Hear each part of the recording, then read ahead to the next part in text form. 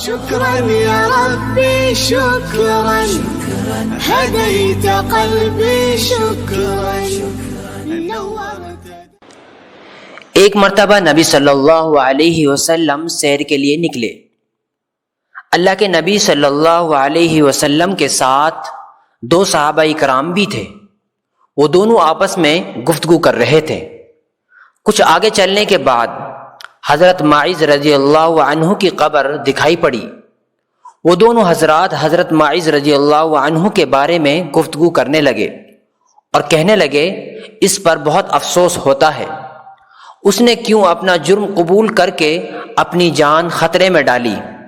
اگر وہ نہیں بتاتا تو اس کا یہ انجام نہیں ہوتا۔ وہ اسی طرح بات کر رہے تھے۔ کچھ آگے چلنے کے بعد ایک گدھا مرا ہوا نظر آیا تو نبی صلی اللہ علیہ وسلم نے ان سے کہا، تم دونوں یہ گدھا کھاؤ۔ انہوں نے کہا، یا رسول اللہ، وہ مردار بھی ہے اور بدبو بھی آ رہی ہے۔ تو نبی صلی اللہ علیہ وسلم نے فرمایا، حضرت ماعز کے بارے میں بات کرنے سے اچھا یہ ہے کہ تم مردار اور سڑے ہوئے گدھے کا گوشت کھاؤ۔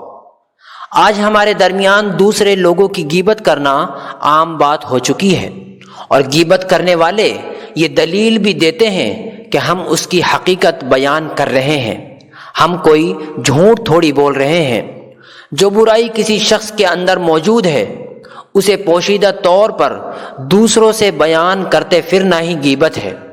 اگر کسی شخص کے بارے میں ایسی بات کہی جائے جو اس کے اندر موجود ہی نہ ہو، پھر تو وہ الزام اور بہتان تراشی ہے۔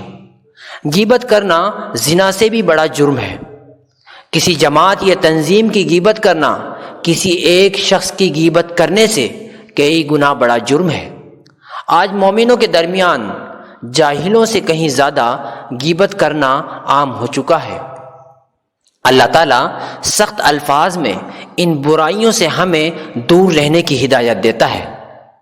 اللہ تعالیٰ قرآن میں ارشاد فرماتا ہے، وَلَا يَغْتَبْ بَعْضُكُمْ بَعْضًا أَيُحِبُّ أَحَدُكُمْ أَن يَأْكُلَ لَحْمَ أَخِيهِ مَيْتًا فَكَرِهْتُمُوهُ۔ اور نہ تم میں سے کوئی شخص کسی کی غیبت کرے۔ کیا تم میں سے کوئی بھی اپنے مردہ بھائی کا گوشت کھانا پسند کرتا ہے؟ تم ضرور ایسا کرنے سے کراہیت محسوس کرو گے۔ اللہ تعالیٰ غیبت، الزام تراشی سے ہماری حفاظت فرمائے، آمین یا رب العالمین۔